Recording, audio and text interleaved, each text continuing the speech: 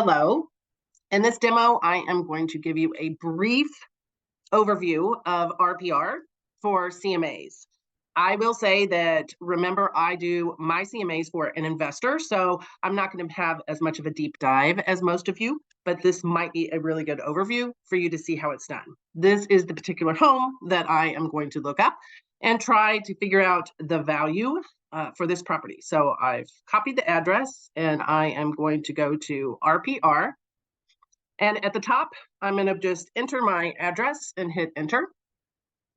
When it first comes up, then there are a few things that I always look at. Number one, I make sure that it's the right home, it's the right list price, and then I pay attention to this RVM. If you want to know what that is, you can hover over it. It's basically an estimate, right? So for me, as looking for investors, I know right off, this probably is not going to be a good one, right? List price, $349,900, and what they think it's valued at is only $341,950. So there's a discrepancy there. That's obviously not where I stop. I still need to find out more information, but it's a good place to start. From here, I usually just do my CMA. So that's an option at the top here. I'll go ahead and click on CMA. And again, I'm going to be going faster, but it's an overview for you. Once you have the address, if you scroll down, there's going to be steps over here on the left-hand side. The first thing that you have to do is to confirm the facts they have about the house. So for me, I just usually leave it as it is. But for you, if it's your listing or something like that, make sure that it's really got everything that you need. When I select confirm the facts, it'll run down the list and it'll tell me everything that the public data has on this home and everything the listing has. So again, for me, I never really change anything unless there's something missing. And sometimes there is. So I often have to fill in a number of bedrooms or maybe the number of bathrooms or the building square foot, right? So you can look through all of this on your own. It'll give you information, things like that, that you would need to know. You can also add other information if you need it. So I'm just going to confirm what is there. Next, then I have to find my comps. And to be honest, I try to find my own comps versus letting RPR do it, but I'm going to show you both ways. So for me, I have a search in the MLS specifically about subdivisions. And so I have entered the subdivision that my property is in, and you can see there's 3 listings. One of them is my property, and 2 of them are not. So I have copied those numbers for the MLS. Let me grab those. Here they are. So these are my 2 comps that I found from the subdivision.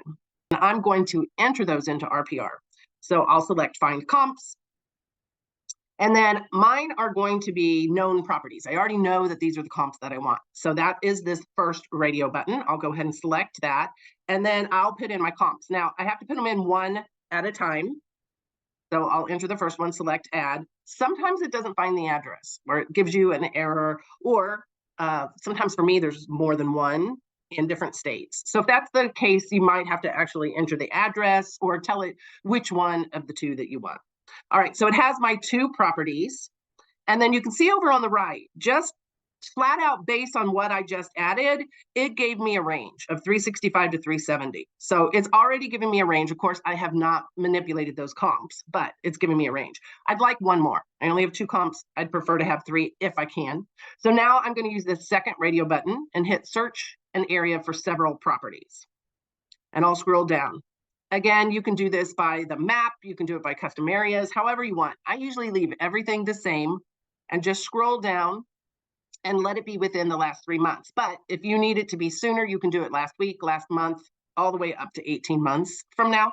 So I generally leave it within the last 3 months. And then I like to make sure that the size of the home is pretty close to what I'm looking for. So I'll remind myself, I'm looking for a 3-bedroom, 2-bath, around 1,430 square foot. So I'll go back here and I want at least a 3-bedroom, and let's go for a 2 bath. And then if I scroll down a bit more, sometimes you have to click on the map and get it to scroll. There we go. Notice you can look at other things, lot size, price. I don't look at any of those, but I do choose the 10-year time frame. I like to have the age of the house be about the same, right? Because then you're looking at the same age of roof, same age of the HVAC, same age of all of those things generally. And then I'm going to hit search. So it's going to show me anything that it found. Now, if it didn't find anything, which it did, I'll show you in a moment, but if it didn't find anything, it'll tell you that it didn't find anything, and you can go back and modify that search. So if I hit modify the search, maybe I wanted to narrow it down, right? Then I certainly could. So I'll click search and we'll see what we found. So these are all the properties. It found 3 properties for me.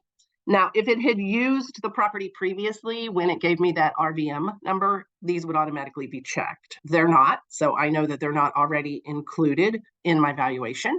And again, I'm looking for a 3.2 around 1437, the closest I could get. So here's a 3.2 for 1457. I'll take it.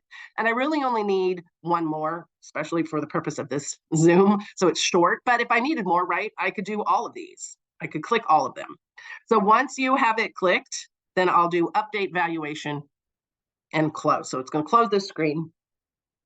Then I can come back up and I can adjust my comps. So now I have 3 comps. There's my range, my square foot, and now I'm going to adjust the comps. This is where it's going to be very specific for you guys. Things are going to be different for wherever you live, whatever you're looking for, all of those things, okay? I like, again, to keep it to 3 for me if I can, because that makes it a lot easier. The important things that I look at in Arizona are pools or third car garage. And I want to make sure that my 3 comps are as close to my subject, which is over here on the far left, as possible. So I like to do the bigger pictures. So if you click bigger pictures, you can make them big. If you click smaller, etc. And then I just like to make sure there's not any pools. And you would think that people would put that pretty close up in the MLS, but they do not. So I generally have to scroll through these. Okay, I've scrolled through the pictures and there's not any pools that I have to account for, and nobody has the third car garage or anything. So I'm going to scroll down, and then I'm going to adjust for bedrooms or bathrooms. Again, my main property is over on the left. You can see it's kind of a different color there, right? So 3 bedrooms, 2 baths. So this one has 4 bedrooms, and so I need to adjust for that. Here in Arizona, it's about $8,000 for a bedroom. It's 2 bathrooms in my main subject property, and I have one that has 3 bathrooms, and that's about $5,000 here in Arizona. So I will adjust for that as well. That's all I do, bedrooms, bathrooms, but I do obviously square foot. That's where the biggest differences are. So I need to calculate any kind of financial adjustment for square foot. And again, this may be different than what you guys do in your state. So if it is, that's awesome. This is how I do it. So I'm going to take the first property, which is 1931, and it is larger than my subject. So I'm going to subtract the 1437 square foot of my subject. And that means there's 494 square foot that's difference. I'm going to multiply that times the price per square foot of my comp, which is 192. So times 192. And then times 33%. And that's just the industry standard for what we will adjust. So this house is larger than my subject. So I'm going to take off $31,299. That's crazy. So minus 31,299. And you don't have to be exact on that, right? It's close enough. And so my second one is 2064 minus my subject, because it's smaller, 1437 times my square foot, which was 177. So 177, and then times my 33%. I'm going to adjust that down, right? Because it has more square foot. So I'm coming down to my subject, 36,623. So minus 36,623. All right, last one is really, I wouldn't even have to do it, to be honest. If it's within 100 square foot, you generally do not have to do a comp. But I like to go ahead and just to show you anyways, 1457 minus 1437 times, and it is $1.78 a square foot. So 178 times 33%. So this one is bigger. So I'm going to take off 1174 minus 1174. All right, so now I have my adjustments for square foot. I usually like to make my lot size in acres. It's easier for me to say. They're all about the same, nothing major there. If somebody did have a third car garage, this is generally where I would adjust for it. And here in Arizona, we do $10,000 per garage. So if somebody has 3 car garages, things like that. Also, if there's a pool, this is where I generally would adjust for that. And again, different in different parts of the country. Here in Arizona, we usually adjust $20,000 for a pool. Now, the location sometimes can really make a difference. This is not in the nicest of areas, but if somebody has a mountain view or on a cul-de-sac or something like that, you might want to adjust a little bit of money. That's really just up to you. If it's a mountain view on a cul-de-sac, things like that, I might give them a couple $1,000s, whatever adjustment that you feel is necessary. Here's where you can see the year and the age of the home, right? Because I stayed within that 10-year time frame. When I did my search, I know that they're all pretty much the same. The last thing that I particularly look for me is generally just the fireplaces. So my subject property has no fireplace, and I just have one property that has a fireplace. And so I usually just take off $500 to bring it down to the same level as my subject. All right, and that is generally all I do. And again, this is because it's for investors, right? If you want to give a 2-story more value than a 1-story, you could do that here as well. So for me, I will come down and I can see that my property is going to be worth $304,400. Generally save that for myself. So let me make a note. And again, these are notes in the MLS that I keep for myself. All right, back to RPR. So I can see what the home is worth, and I'll go ahead and select update it.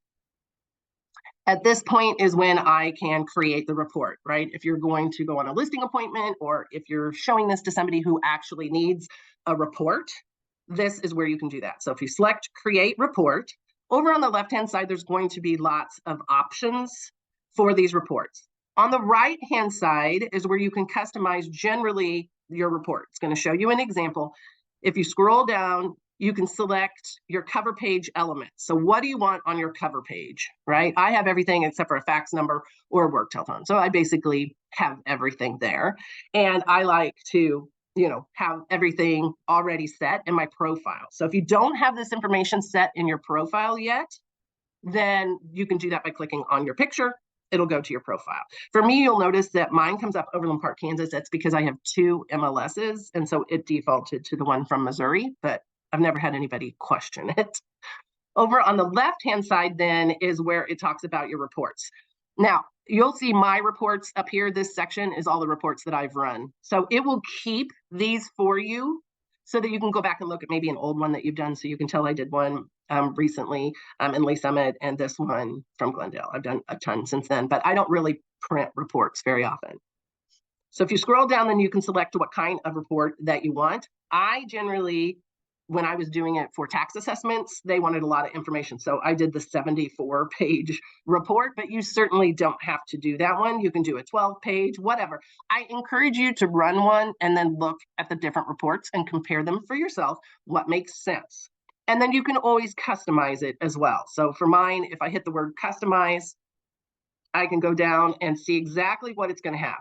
It's going to have all of these things. So if I don't want to have the extended property facts, or if I'm not even sure what extended property facts are, I can click on the information button and it'll tell me. This includes a map showing the property as well as any interior and exterior. I don't care about that. So I could then take that off. So it's not really going to be 74 pages. It would be less, right?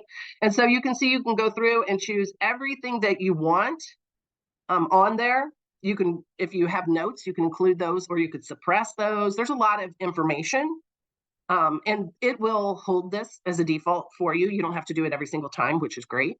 And then at that point, you just select to run the report, and it'll give you this report generation. Now, you can go on and do other things if you want to while this is running, or you can wait. It generally takes less than 2 minutes. And there is a doorbell that will ring when the report is ready, unless you go turn off those settings. So if you have a dog at home, I know when I'm in Missouri and the doorbell would ring, Jazz would be like, what the hell? So I turned the doorbell option off in the settings. So a little note to yourself. Now it tells me that my report has successfully generated, and I can choose to download that report. It will then come up and I can see exactly what it is. Again, this is 74 pages. So while I was doing this for the tax assessments, I did leave all this information in so people would have it, but this is not something that I would like take to a listing or anything like that. You can scroll through each and see what it is. So it's going to give you pictures. It's going to give you all that information from your profile. And it'll tell you what kind of report, right? I chose valuation workbook. So this is what it's showing me.